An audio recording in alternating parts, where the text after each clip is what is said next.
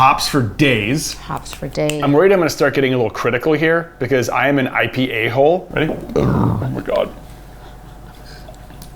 So much beer. Hey, I'm Penn. And I'm Kim. And I'm gonna drink 16 beers. But they're all non-alcoholic. We are on a journey this summer. We're super curious. If you see us out at the pool and we have an actual beer in our hands, just know that it's probably one that we've had the entire week. So we are looking for alternatives to alcohol. I used to sort of have a beer every evening, and I didn't like the way that it made me feel in the morning. So this is the path that we've decided to take. What I'm gonna try to do, because I do have an extensive background in beer and different types of it, I'm gonna rate these based on how close they are to the actual beer they are trying to replicate. We tasted a whole mess of mocktails and spirits, and that's in another video that'll be linked somewhere. We're gonna go from light to heavy. There's a lot of IPAs. I like IPAs. We'll do regular and we'll do hazy. We're starting with just hoppy water, like a hoppy refresher. Tell me about what hop water is. So this is just water that's infused with hops. So it's not really a beer, but these are pretty good. And I think actually I'm gonna let you try this. This is Lagunitas Hoppy Refresher. It's 0 calories. It's like a very watered down beer. I'm not a beer drinker. Please don't take anything I say about beer. But it's actually, I get it. Maybe when I'm looking for a club soda with a different taste, this is something I would drink. I give this like a 7 because it tastes like a club soda with a little bit of hops in it. So, yeah, good. So I have high expectations for this beer because it's called Penn's Best. Yeah. But this is actually a brand of beer called Penn's Best. And of course, it's non-alcoholic. Yeah, they're calling it a malt beverage. I assume this is supposed to be like a lager, and maybe you're gonna want this to taste like a Bud Light or a Budweiser, right? It's not bad. No, it's not. Like, I was expecting this to be bad. This is not bad. I was expecting it to be bad because this looked like it should be like a Beast Light from college, right? I like this. What are you gonna give it? It's very light. I think it, honestly, this is an 8 because it really does line up with what you expect a beer like this to taste like. It's got a little bit of hoppiness to it. It's got some good flavor. Congratulations, Penn's Best. You have met your expectations. Yeah. First of many, Athletics. Athletic has a lot of available non-alcohol beers in the market. They have great branding.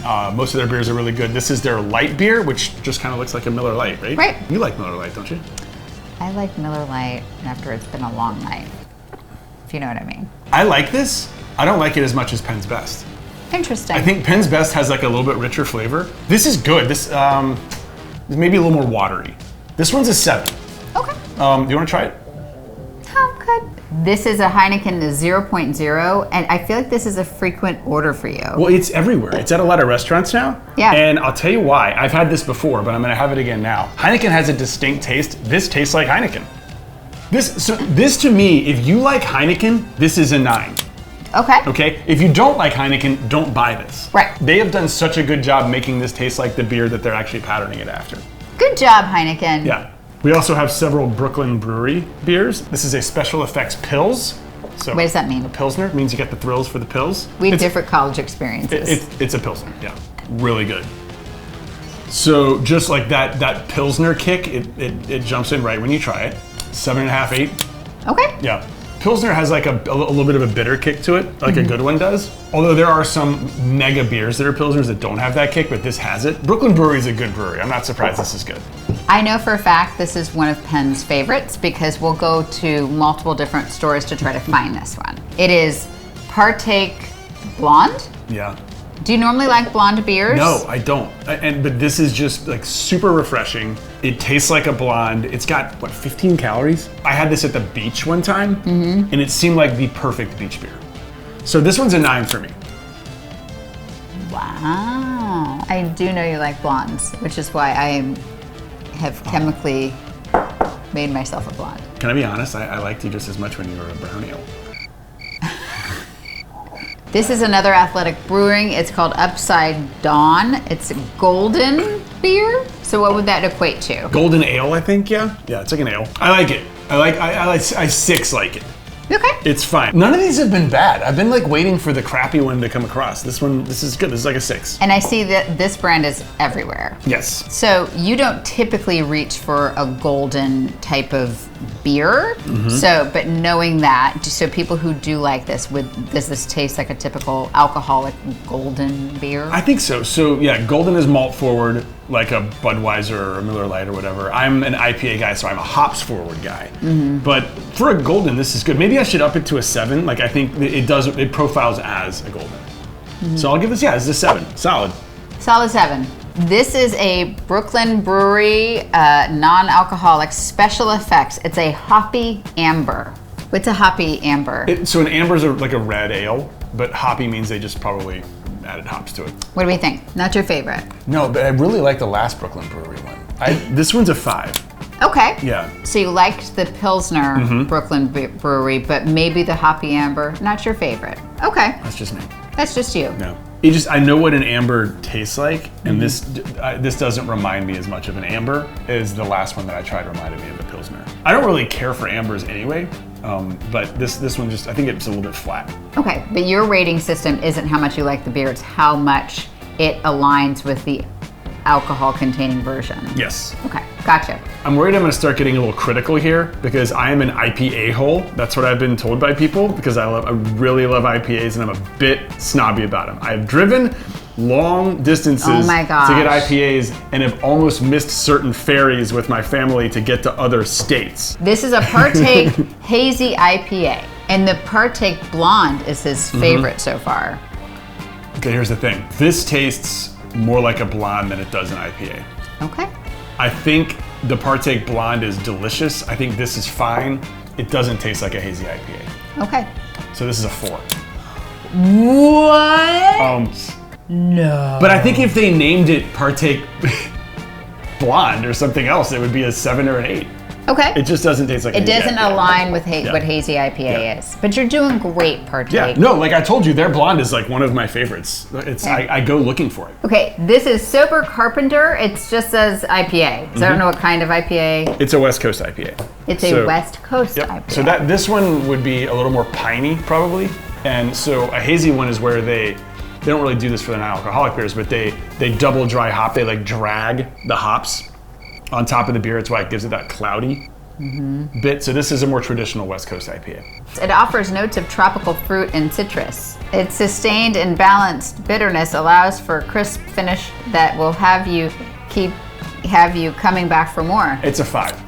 It's good. Y'all, I'm telling you, I'm gonna be an a-hole when it comes to this. Like I'm looking for like the perfect IPA. Why is it a 5? Because when you first take a taste of it, it's got a little bit of funk to it.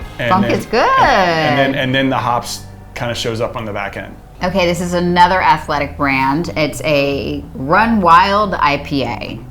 Yeah. Yes. He says yes. That's a 7. A 7? That's good. Yeah, that's good. This is the best IPA I've had so far. Y'all, I think IPAs are kind of like a non-alcoholic wine. Like they're hard to make non-alcoholic IPAs. This one has, let me tell you about this one. Tell us.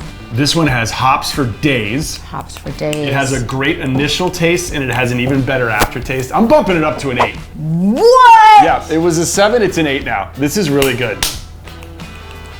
This is the third Brooklyn Brewery beer we're trying, and this is a special effects IPA. This says you should be getting crisp grapefruit bright. You know what? This has like a real IPA bite to it, like at the end. So that's kind of the hardest thing I think to replicate when you're doing this. I'm gonna give this a 7.5. It's a little different from the other one. The only reason I'm giving it a lower rating is because see how it's kind of like pale, and I don't know that the presentation is as good as the athletic, but that's really good. And if you want something with like a real hoppy bite to it, like that's a really good one. This is another Brooklyn Brewery non-alcoholic special effects hazy IPA. It's supposed to be soft, surprising, and ripe. It is. It's all those things. It's soft. It's surprising. Surprising. Right. What do you mean? Ripe is what we say about my son after he gets in the car. Good after a basketball game. He comes in the car after basketball practice, and I go, "Whoo, you're right." I'm hoping that Brooklyn Brewery is trying to give that same vibe as like just getting through an orange grove. Maybe, yeah. Right. This is good. This is an 8.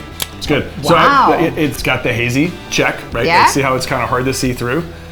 It's got the hops check.